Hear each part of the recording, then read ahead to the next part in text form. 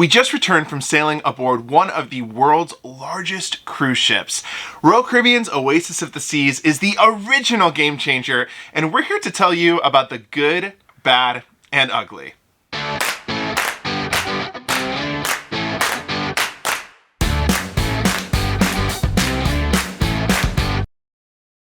Hey everyone, I'm Jordan. And I'm Jared. And we are JJ Cruise. Now before we get into talking about one of the world's largest cruise ships, we want to take a moment to invite you to subscribe to the channel. This is a cruise YouTube channel, so we talk all things cruising all the time. And please hit that thumbs up. We really appreciate it. It's free to you, but means the world to us. We are on this journey to 30,000 subscribers, and we would love for you to be a part of the first 30,000, and tell us in the comments if you're a part of the first 30,000 JJ crew. Now, we know that there are many different types of cruise ships out there sailing the open seas, but when it comes to sailing on one of the world's largest cruise ships, there are a lot of tips and information that you need to know, specifically tips about sailing on Oasis of the Seas. So today we're going to cover the good, bad, and ugly, and I think we should jump right into the good. Yeah, let's jump right into it. Of course, we're going to hit the bad and the ugly later in this video, so stay tuned till the very end. Kicking it off here, we're going to start by talking about food, specifically the fast casual food aboard Oasis of the Seas. It was some of the best fast casual food that we have had across the fleet. Sorrento's had delicious pizza, and Sorrento's can be a little dicey sometimes. It's not always the best depending on what ship you're on. On Oasis of the Seas, the pizza was very solid. A personal favorite of mine was also the doghouse, specifically the coleslaw. I could have eaten that coleslaw by the spoonful all day long. I found myself down there on the boardwalk at the doghouse multiple times and thought that it was delicious. On top of that, there's a Loco Fresh that was delicious. That is the Mexican or Tex-Mex cuisine on board.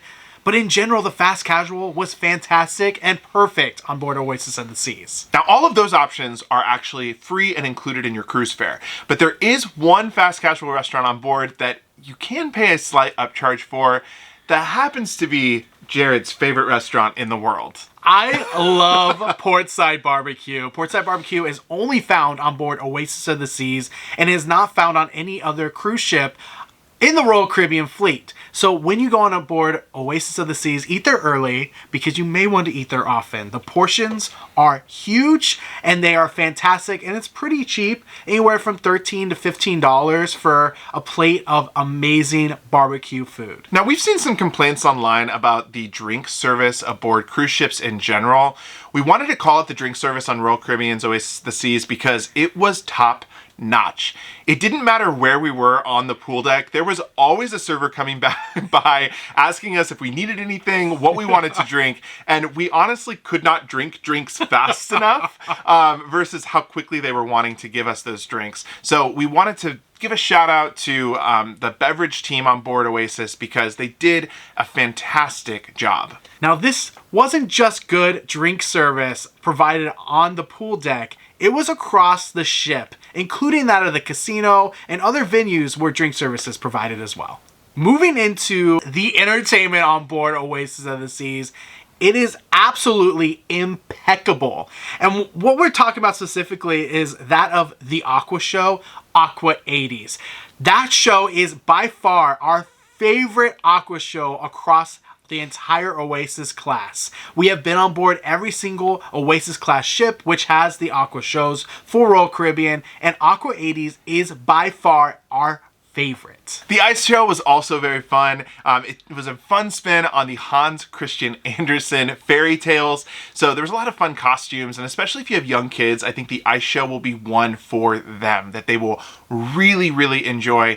The ice skating team is very, very good at what they do, and the show was just a lot of fun. In addition to these venues and these large shows, the smaller venues with live music were also so great. We spent a number of evenings listening to the jazz quartet in Jazz on 4. We stopped into the pub and we heard the pub singer. There was live music in Portside Barbecue. I mean, the venues we could go on and on and on talking about with these musicians. There are so many musicians on these Oasis class ships that if you're someone that enjoys sitting back and listening to a wide variety of music, you're going to really enjoy that about Oasis of the Seas. Another thing that I absolutely loved, and I know you did as well, is the solarium is both covered but also open air. So you can actually find a spot in the solarium where you won't get as much sun, or get another spot where you get a lot of sun. This is really nice because everyone loves to have the ocean breeze coming in,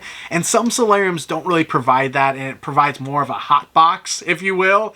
That was not the case here. You really got some good ocean breezes coming to your face while you're relaxing or inside one of the solarium hot tubs or pools. For those of you that are new to Royal Caribbean, the solarium is the adults only section. And adults only is defined by Royal Caribbean, anyone on the ship that is ages 16 and up. So that is the pool deck and pool area specifically for those sailors that are above the age of 16.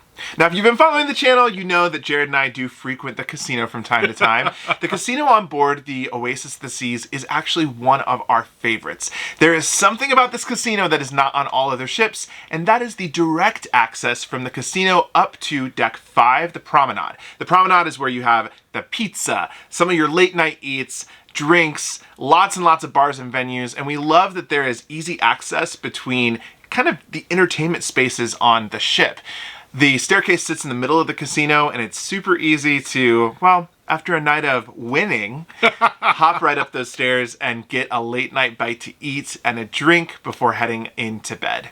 If you've never sailed on the Oasis class ships before, you might not know at how many fun things there are to do on board. The activities are endless. Everything from zip lining to riding a carousel. You literally have too much to do for even a 7-night cruise. We never do everything on board in a 7-night cruise because it's just too much, which is an awesome thing and is honestly quite rare for a lot of cruise ships. We've always said that this specific class of ship is probably the perfect ship for families. If you've got kids of all ages, there is stuff to keep them entertained all week long. And there are plenty of adult beverage stations for mom and dad to go to while the kids are on the carousel or in the pool or in one of the other 100 plus venues there are on board. Something we have to always mention here, and this is across the Royal Caribbean fleet, but is also found on Oasis of the Seas, is 24-hour hot tubs.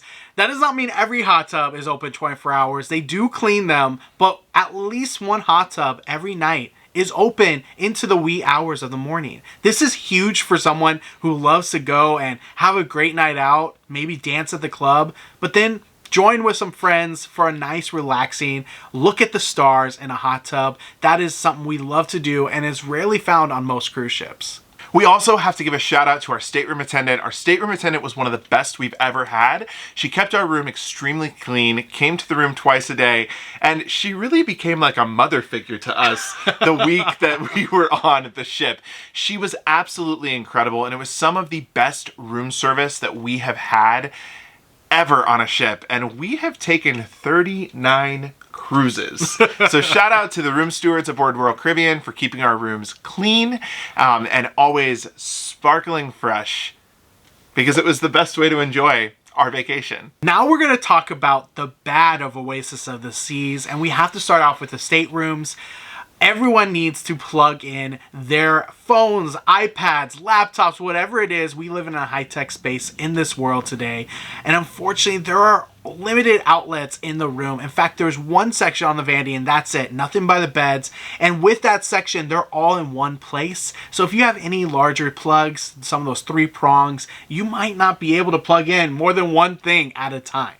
That was something that was a little bit strange to find in a stateroom these days, but make sure you bring one of your cruise safe multi-outlets so that way you can go ahead and plug in and make sure you have access to your USBs as well as your regular European or American outlets. Something else in the stateroom that was a little bit of a problem for me was the water temperature in the shower. The water temperature only got lukewarm. It never ever got hot. Now for Jared, this is the way that he prefers to take a shower, so it wasn't an issue for him. But for me, I like my showers super hot, and the temperature just never got there. Now in contrast, we were cruising with friends and their shower was too hot. They couldn't get it to be cold or even lukewarm. So the water temperature in the showers may be well, a little inconsistent. And if you find that you're not happy with the water in your shower, definitely let your stateroom attendant know, and they can hopefully find a solution for you. Next is the food and dining, and the food was great across the board, but one thing that we really found unfortunate was my time dining. The fact that the lines got really long if you did not have a reservation. If you're new to Royal Caribbean, for my time dining, it is the come whenever you want kind of dining. Choose when you want to dine. This is popular on other cruise lines as well. But with this, you have two choices with My Time. You can make a reservation or just show up whenever you like to eat. If you have a reservation, you are good. That was a good way to do this, and make sure you do it on board Oasis of the Seas.